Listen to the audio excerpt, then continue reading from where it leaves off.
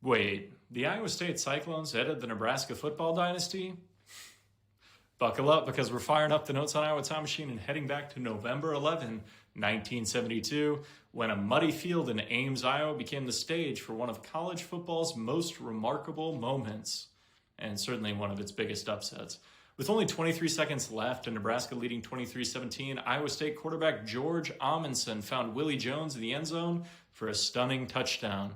The crowd rushed the field before the extra point, and when kicker Tom Godgin missed, the game ended in a 23-23 tie. So is it really an upset if you tie?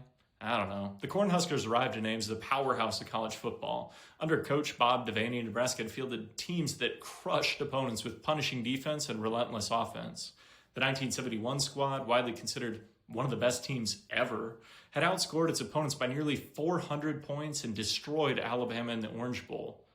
Although Nebraska still featured Heisman Trophy winner Johnny Rodgers and defensive star Rich Glover, cracks had started to appear in the kind of Nebraska dynasty.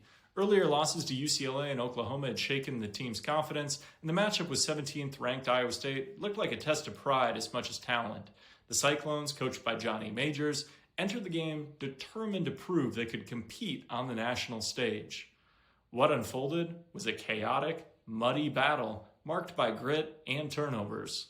Nebraska fumbled 6 times and threw 2 interceptions as Iowa State's defense and the soggy field slowed the Cornhuskers' rhythm.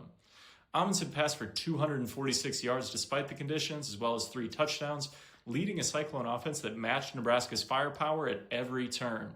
Each team traded scores until the final minute when Nebraska extended its lead to 6 with a field goal. Amundsen then engineered a last desperate drive, capped by the tying touchdown pass to Jones. The missed extra point preserved the draw, but in Iowa, it really felt like a victory. Devaney's postgame comment comparing his players to farmers at a picnic only deepened the sting, especially among the very fans who had witnessed the upset.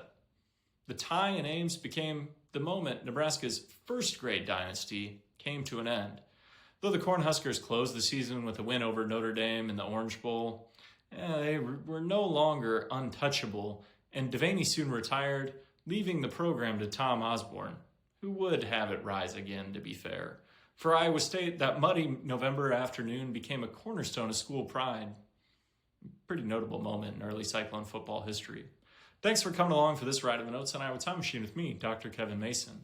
Where will history take us next? Follow Notes on Iowa to ensure you don't get left behind as we continue to explore Iowa's past. Thanks for watching.